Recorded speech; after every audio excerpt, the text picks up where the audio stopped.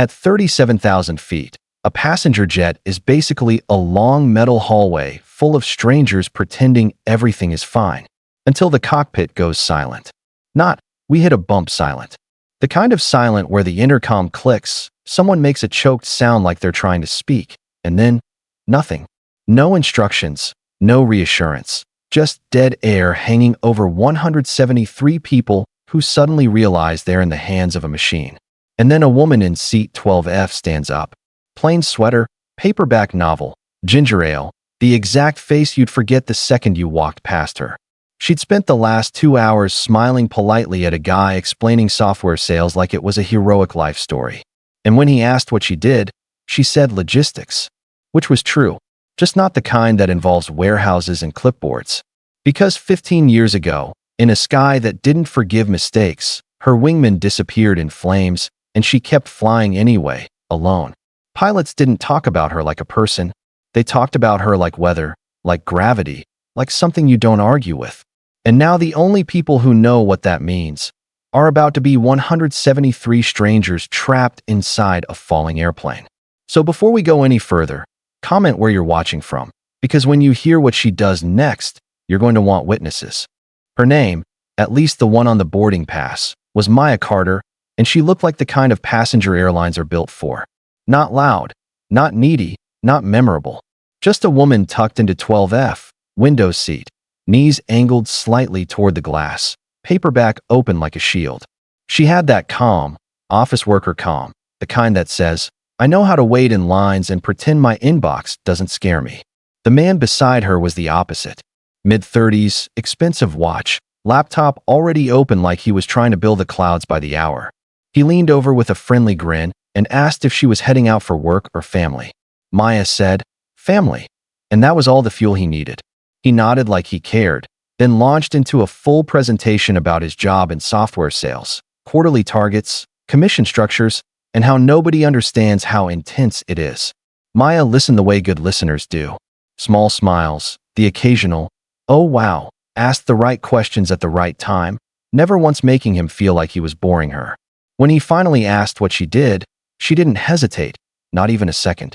"I work in shipping coordination," she said. Simple, clean, believable.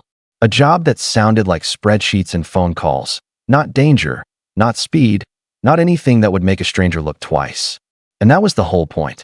Because Maya didn't want attention, she didn't want questions, she didn't want anybody looking at her long enough to notice the way her eyes kept flicking to the wing, to the engine, to the tiny vibrations in the cabin, like she was listening to the airplane the way other people listen to music. She wanted to be invisible. Just another passenger sipping ginger ale while the world stayed normal.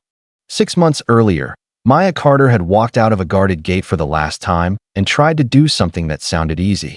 She tried to become nobody. No flight suit, no briefings, no midnight alarms, no maps with red circles on them. Just normal days and normal problems.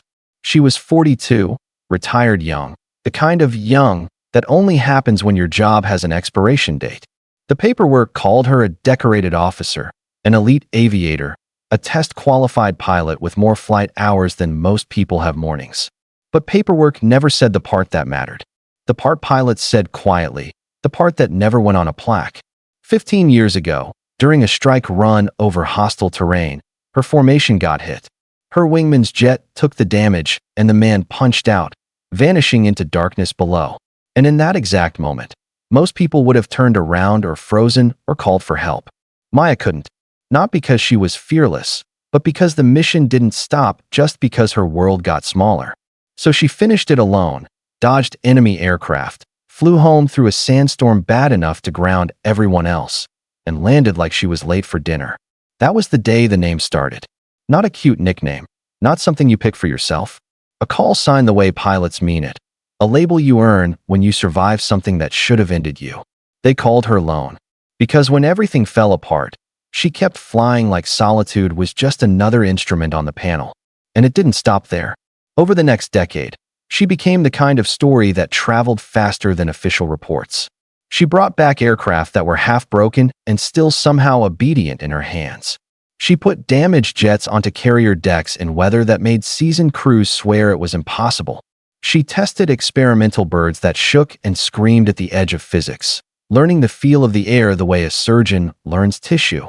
Once, she landed without functioning hydraulics. Once, she landed with instruments dead, flying purely by feel and judgment.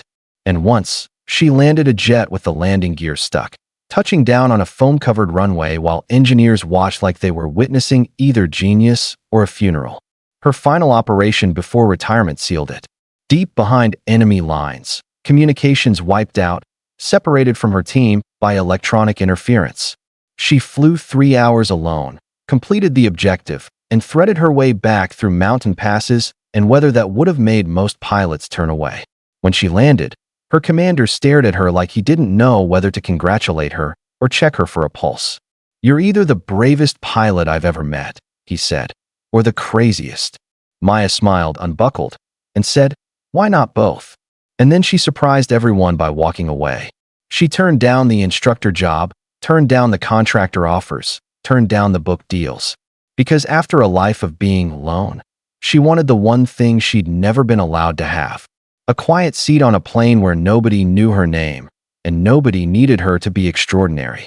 For the first 2 hours, the flight gave her exactly what she'd paid for. Mild turbulence, soft engine hum, the kind of steady routine that makes people forget they're suspended miles above the earth. The captain even came on the intercom with that relaxed, practiced voice. Cruising altitude, good tailwinds, arrival time ahead of schedule. Around her, the cabin slipped into that familiar mid-flight trance. Headphones on, tray tables down, people dozing with mouths slightly open like they trusted gravity to take the day off. Maya's book had fallen open across her lap, but she wasn't really reading anymore, because she felt it. Not a dramatic jolt, not a warning chime, just a tiny change in the engine's tone, like a singer going slightly off-key, and a faint shift in vibration traveling up through the seat frame into her spine. Most people wouldn't register it. The man beside her kept typing. A mother across the aisle kept reading to her daughter. A flight attendant kept smiling while handing out coffee like this was any other Thursday in the sky. But Maya sat up straighter, eyes narrowing, listening to the aircraft the way you listen to a friend's voice when something's wrong, but they're still saying, "I'm fine." Then it happened again. A brief fluctuation, a stutter in the steady drone. Small enough to ignore if you wanted to. Big enough to wake up every memory she'd tried to bury under civilian life. A second later, the intercom clicked. "Ladies and gentlemen, this is Captain Harris speaking." His tone was controlled, but Maya heard the tension underneath it, the tightness pilots use when they're trying not to share bad news with an entire cabin. "We're experiencing a minor technical issue. Nothing to be concerned about, but we'll be descending to a lower altitude as a precaution. Flight attendants, please return to your seats." Minor technical issue. That phrase was a mask. Maya had heard it in combat aircraft and training jets and test programs. It didn't mean minor. It meant, we're handling something you don't need to panic about yet. The flight attendants moved fast. Not running, but quick enough that passengers started to notice. Professional smiles stretched a little too thin. Hands gripping seatbacks just slightly harder than normal. The nose dipped, and the cabin angle changed. The horizon outside her window sliding upward as the plane began to descend. Maya looked out over the wing, scanning, checking for anything obvious. Ice, smoke, a flap out of place, anything that didn't belong. Everything looked normal, and that somehow made it worse. Then the intercom clicked again, but this time there were no words. Just a strangled sound, like someone tried to inhale through a closed fist. A faint gasp, and then silence. Dead air held the line open for a few seconds, long enough for every passenger to realize something had gone wrong on the other side of that door. And then the channel cut off, abrupt and final. All across the cabin, heads lifted. People looked at each other with that shared question nobody wanted to say out loud. The businessman's fingers froze over his keyboard. The mother pulled her daughter closer. A few people laughed nervously like laughter could negotiate with fear. And Maya, who had spent years teaching herself to stay calm when other people lost it, unbuckled her seat belt and stood up. A flight attendant near the front spotted Maya immediately and lifted a hand, polite but sharp. "Ma'am, please stay seated, seatbelt on." Maya didn't argue. She didn't raise her voice. She just kept walking. "I need to speak to the flight deck," she said, calm enough to sound unreasonable, which is exactly why it landed like a warning. The attendant stepped into the aisle to block her, smile still on, eyes not smiling at all. That's not possible right now. Please return to your seat. And that's when the cabin got its first real taste of fear. Because right as the attendant tried to guide her back, the cockpit door cracked open. Another crew member appeared, and she didn't even try to fake the smile. Her face was drained of color like someone had unplugged her, and her voice came out thin and shaking. Call for medical assistance.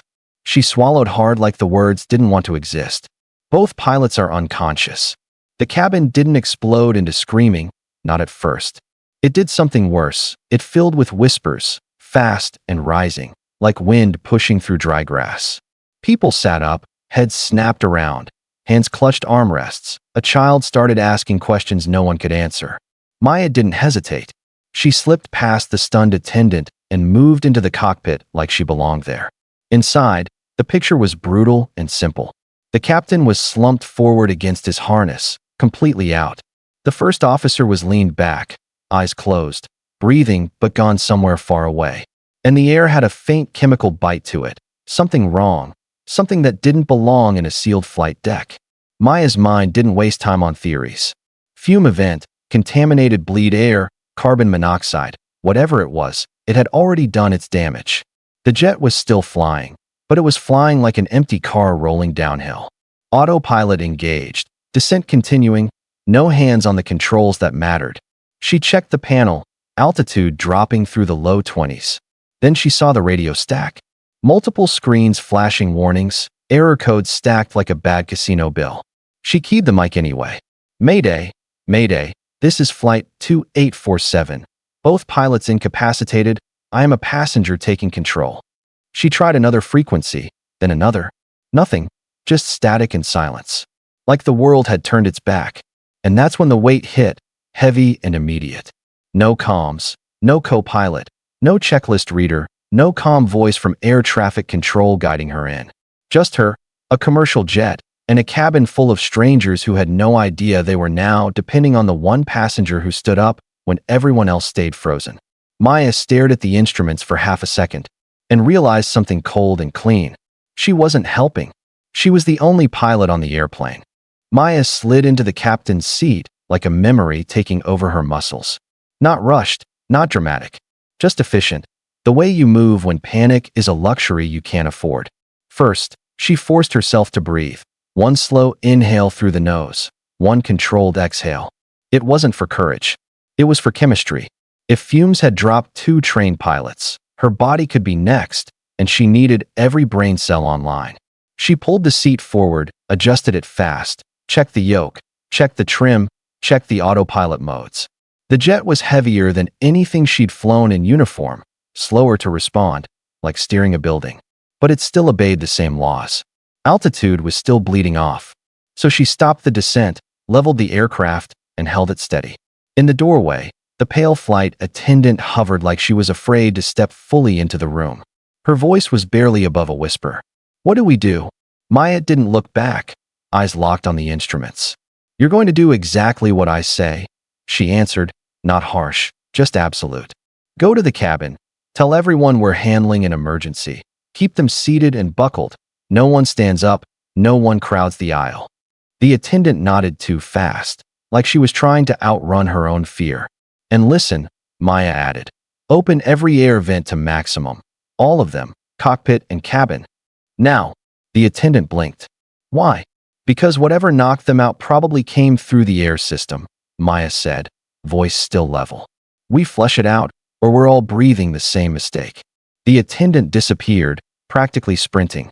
Maya's hands moved across the panel, scanning, prioritizing. Engines stable, fuel fine, hydraulics normal, electrics holding, flight controls responding. So the threat wasn't the airplane's health. It was the human one's. A passenger jet is built around teamwork. 2 pilots splitting the work like surgeons sharing a scalpel. One flies, one manages the radios, the checklists, the configuration, the navigation, the traffic, the emergencies, the 1,000 small tasks that keep the big task from killing you. Maya didn't get 2 pilots. She got 1 heartbeat and 2 unconscious bodies. For a moment, a thought tried to rise in her mind. simple, and dangerous. This isn't my aircraft. She pushed it down immediately. Because responsibility doesn't ask for permission. She looked at the captain's slack face, then the first officer's closed eyes. And she made a decision so quiet it almost didn't feel like a decision at all. She would do it all. Fly the airplane, navigate to a runway, configure the jet, manage speed and altitude and descent and crosswind and traffic, and land without guidance, without comms, without a single second to figure it out later. Not because she wanted to be a hero, because there wasn't anyone else left to be the pilot. She set her jaw, steadied the aircraft again, and said the words out loud, like a contract. Okay. Then, softer, more to herself than anyone. Let's bring them home. Maya pulled up the moving map and stared at it like it owed her an answer. She didn't need the best airport. She needed the closest runway that could forgive a heavy jet and a one-person cockpit. Big city fields were too far, and distance was a gamble she refused to take without knowing what was in the air system. Then she spotted it, Stone Ridge Regional. About 40 miles ahead, long runway, proper lighting, enough concrete to catch a 737 without begging. Good enough, close enough, now? Her fingers rolled the heading selector, smooth and precise, and the aircraft began a gentle turn like a giant listening to a whisper. She checked fuel, steady, plenty. Checked engine instruments, normal temps, normal pressures, no drama. That was the strange part. The airplane itself wasn't failing, the humans were. She ran a quick scan for anything else biting them. Electrical, hydraulics, pressurization, anti-ice. Everything looked healthy except the radios, which were still dead like someone had cut the tongue out of the aircraft. 30 miles out, she started a controlled descent, throttling back and feeling the jet settle. She kept autopilot on for a few more minutes, not because she needed it, but because she needed her hands free to be two pilots at once. She started building her own checklist in her head. Speed targets, flap schedule, gear timing, approach altitude, landing distance, missed approach plan even though she prayed she wouldn't need it. Because going around alone in a jetliner isn't heroic, it's a juggling act with live explosives. In the cabin, she could hear the faint movement of people trying not to move, the weird quiet of hundreds of strangers realizing they might die today and not wanting to be the one who made it worse. A flight attendant's voice came through the cracked door, shakier than she wanted. The vents are open, everyone's seated. Good, Maya said, eyes never leaving the instruments. Tell them to stay buckled no matter what they feel. And keep the aisle clear. Then she did something that felt almost ridiculous in the moment. She talked to herself. Okay, Maya, you fly, she murmured. Now you monitor. She began configuring in stages, flaps to the first notch, watching speed bleed off, adding a touch of power to keep the descent stable. Her left hand on the yoke, right hand darting between throttles and flap lever, eyes cycling instruments like a metronome, airspeed, vertical speed, altitude, heading. 10 miles later the airport came into view. Not dramatic, not cinematic, just a strip of gray in a winter-brown landscape, and it looked like salvation. But salvation comes with homework. She killed the autopilot, and the yoke suddenly came alive, heavy and honest in her hands. Now it was all feel, momentum, and micro-corrections. Flaps 5, she said out loud, habit and discipline keeping her sharp. She moved the lever, felt the drag increase, countered with power, kept the nose exactly where it needed to be. The wind nudged them from the left, a quiet crosswind trying to slide the jets sideways like a bully in a hallway. Maya corrected without drama, a little rudder, a little aileron, keeping the centerline picture in her mind like a laser. Gear down, she called. She pulled the lever, felt the rumble, heard the mechanical thumps like the aircraft putting its boots on for a fight. 3 green lights. Thank you, keep going. Flaps 15. More drag, more stability, more commitment. At 5 miles she was on a clean glide, not perfect yet, but controlled. Altitude steady, speed steady, runway growing larger. And in the back of her mind, a cold reminder stayed awake. No tower, no radio, no traffic callouts. If another aircraft wandered into this picture, she would have to solve it with her eyes and her hands, fast. She didn't blink much now. She didn't need to. The runway was there, the jet was responding, and Maya Carter was doing what she'd always done when the world stopped cooperating. One step, one setting, one decision at a time. At 3 miles out, Everything tightened into that razor-thin zone where the runway stops being a place and becomes a deadline. Maya brought the flaps down again, feeling the jet slow, feeling the nose want to float, then correcting it with a calm push and a measured breath. Airspeed steady, descent rate steady, runway centered. She was seconds away from the point of no graceful exits. And then she saw it. A small trainer, white and bright against the gray sky, lifting off from a crossing runway at the exact wrong moment, climbing straight toward the space her 737 was about to occupy. Most people would panic, yank, climb, do something dramatic. And dramatic is how you turn a close call into a memorial. Maya didn't blink. She did the math in her head like it was a normal Tuesday. Their climb rate, her descent rate, closure speed, separation. She nudged the aircraft into a slightly steeper descent, just enough to slide underneath the trainer's climb path with clean spacing. Not a violent move, not a risky dive. A surgical correction. The kind that says, I see you, I respect you, but I'm still landing this airplane. The trainer passed above and ahead, close enough to make her jaw tighten for half a second, then it was gone. Now the runway filled the windscreen. Flaps full, she said, and moved the lever, committing the aircraft fully to landing configuration. A gust slapped the nose a few feet off centerline, trying to twist the jet sideways like a hand grabbing a shopping cart. Maya caught it instantly, a touch of rudder, a steady bank correction, nose aligned, wings controlled, centerline regained. 200 feet. This is where you either trust your hands or you start bargaining with luck. She didn't bargain. 100 feet. Her right hand hovered over the throttles like a trigger finger, ready for power if the sink rate jumped, ready for a go-around only if the universe left her no other choice. But she knew the truth. A go-around solo in a jetliner with dead comms and a contaminated cockpit was not a second attempt. It was a second emergency stacked on top of the first. 50 feet. She began the flare, gentle, controlled, lifting the nose just enough to trade descent for runway. The concrete rose toward her like it was reaching up. 10 feet. She pulled the throttles to idle, steady and clean. The main wheels kissed down with a soft chirp, so smooth it almost felt unreal. She lowered the nose wheel with care, then snapped into the rollout like a switch flipped. Speed breaks up. Reverse thrust. The cockpit filled with a deep roar as the reversers bit into the air. Her feet worked the rudder pedals, holding centerline while the jet wanted to wander, heavy and fast and stubborn. Brakes, firm but not violent. The kind that stops you without punishing you. The runway lights streaked past, then slowed, then became individual points again. And finally, the aircraft rolled to a complete stop. For a beat, Maya just held the yoke, listening to the sudden quiet that comes after you wrestle something enormous back under control. Then she reached up and shut the engines down. The silence that followed wasn't just quiet, it was disbelief. Maya sat still for 2 seconds, hands resting on the controls like she was making sure the airplane didn't change its mind. Then she stood, opened the cockpit door, and the sound hit her like a wave. The cabin wasn't just applauding, it was erupting. People crying openly, hands over mouths, strangers hugging like they'd known each other for years. A few passengers praying out loud, not quietly either, like volume could thank God better. The flight attendant who had tried to stop her earlier was shaking, tears streaking down her face. "You saved us," she whispered, like she didn't trust her own voice. Maya's expression didn't soften into some movie hero grin. She just nodded once, tired in her bones. "Get medical help for the pilots," she said, businesslike. "Then we get everyone off safely."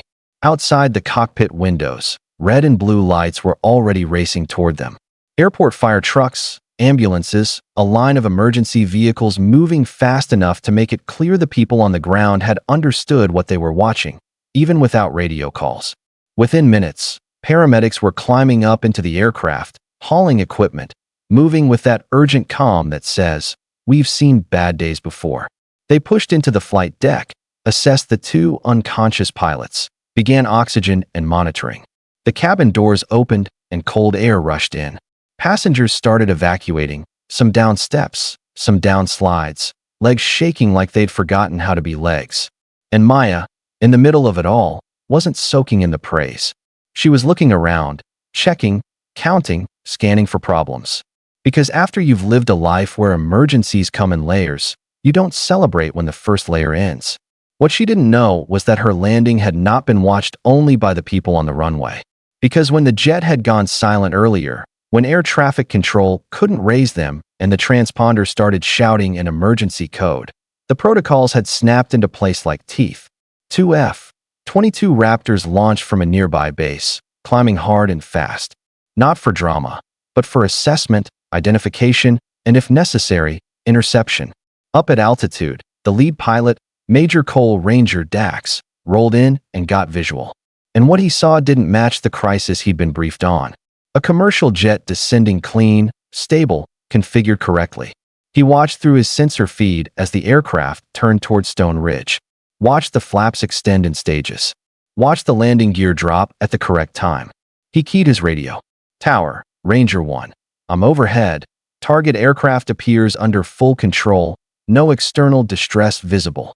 The tower answered, tight and uneasy. Copy, Ranger 1. We have no comms with that aircraft. Transponder shows emergency. Confirm status. Ranger stayed on station, eyes locked. And as the jet turned final, he saw something that made him sit up straighter in the seat. The way it flew. Not sloppy, not lucky. Textbook. Like whoever was at the controls had done this 1,000 times under pressure. Then the small trainer crossed the approach path, and Ranger actually swore under his breath. Because he expected chaos. Instead, the jet made one precise correction, dipped just enough, passed cleanly underneath, and continued like it was on rails. Ranger glanced at his wingman. You seeing this? His wingman's voice came back, stunned. Yeah, and whoever's flying that airliner, they're not guessing. They watched the touchdown. Smooth, centered, controlled. A landing you'd be proud of in perfect conditions, let alone in silence with 2 dead radios. Tower, Ranger said, and his tone had changed now. The aircraft is down. Safe stop. Situation appears contained. Copy, Ranger 1. Return to base, the tower replied. But Ranger didn't move right away. Because his curiosity had teeth. And it was biting hard. Who lands a jetliner like that with no communication? Who flies that clean when the cockpit is supposed to be empty? Back at the base, Ranger didn't go to the locker room first. He went straight to the duty desk and started asking questions. The kind of questions that only pilots ask when they've just witnessed something that doesn't fit inside normal reality. Major Cole, Ranger, Dax didn't even take his gloves off when he walked into the operations center. He leaned over the duty officer's desk, still keyed up from what he'd just seen, and asked, "Tell me who was flying that airliner." The duty officer gave him a look like he'd been waiting all his life to say something ridiculous out loud. "Crazy situation," he said, flipping through the report. Both pilots went down from a fume event. Passenger took control and landed it at Stone Ridge. Ranger blinked once, slow, like his brain refused to accept the sentence. What passenger? The officer checked the notes again. Female, gave her name as Maya Carter, said she was military. Ranger exhaled through his nose, half a laugh with no humor in it. Run it, the duty officer typed, then paused, then sat up straighter like the chair suddenly got colder. His eyes widened at the screen, and for a second, he didn't speak at all. Ranger leaned in. What? The duty officer swallowed, then said it carefully, like the name might break something. She's in the system, Colonel Maya Carter, retired. Ranger's jaw tightened. Okay, so she flew fighters. Lots of people flew fighters. The duty officer shook his head slowly, still staring at the database like it was staring back. Call sign, he said, voice dropping, lone. That word hit Ranger in the gut. Not because it sounded cool. Because every fighter pilot had heard the stories. The ones that travel through squadrons like smoke. The ones you never repeat too loudly because it feels like exaggerating about a ghost. Lone, the pilot who finished a strike package after her wingman punched out. Lone, the one who brought back jets that should have fallen apart. Lone, the one who made impossible landings look routine. Ranger stared at the screen, then back at the officer. You're telling me that Lone was sitting in a window seat on a commercial flight? The officer nodded. And then she landed a 737 alone with no comms. Ranger let out a quiet breath, the kind you let out when respect is the only emotion that fits. We watched her, he said, almost to himself. We watched a legend do it in real time. Word didn't spread through the normal channels. It spread through the pilot ones. A quick message here, a call there, a screenshot of a report, a whispered confirmation from someone who had access. And by that night, crews on different bases, different continents, were hearing the same sentence and reacting the same way. No disbelief for long. Just that slow, quiet nod pilots do when they realize the world just got reminded what mastery looks like. In a briefing room far away, someone pulled up shaky phone footage of the airliner parked on the runway. Emergency vehicles clustered around it like protective animals, passengers evacuating in a stream of shaky legs and crying faces. One pilot said, "They're calling it a miracle landing." An older instructor, the kind with gray in his hair and calm in his eyes, answered without looking away from the screen. "It wasn't a miracle," he said. "It was lone." Meanwhile, Maya Carter wasn't watching any of this. She was sitting alone in a plain hotel room near the airport, the kind of room that smells like detergent and old carpet. Her hands were clean, her clothes were normal, and her whole body felt heavy like someone had filled her bones with sand. The airline people had thanked her, the investigators had asked questions, strangers had cried on her shoulder. And none of it felt real. Because in her mind, she hadn't done something heroic. She had done something necessary. Her phone buzzed, a number she hadn't seen in months. She almost didn't answer. Then she did. A familiar voice came through, steady and warm. "Maya," it said, "you okay?" Maya stared at the wall, eyes unfocused. "I'm tired," she admitted, voice small in a way it almost never was. "I just wanted a quiet life." There was a pause, then the voice softened. "You can want that," it said, "but you should know something." "What?" Maya asked. "The fighters who were overhead," the voice said. "They came back shaken. They said the approach was perfect. They didn't know who you were until afterward." Maya's throat tightened. "So," she said, trying to shrug it off even though no one could see her, "I landed a plane." "No," the voice replied, firmer now. "You landed a jetliner alone with no comms while two pilots were unconscious. That's not landing a plane. That's mastery." Maya's eyes stung, and she hated that they did. She blinked hard, swallowed, and said the truth she'd been carrying since retirement. "I don't want to be a symbol." The voice on the other end went quiet for a beat, then answered gently. "Too late," it said. "You already are. Not because of medals. Because when the world went silent and people needed someone to stand up, you stood up." Maya stared at the dark window, seeing her own reflection instead of the night. She tried to leave that part of herself behind. The call sign, the legend, the weight. The version of her that always had to be the answer. But the truth was simple and unfair. You don't get to be extraordinary only when it's convenient. And maybe that was the real meaning of lone. Not that she was alone, but that even when she tried to disappear, responsibility could still find her in seat 12F. Tap her on the shoulder and ask her to fly one more time.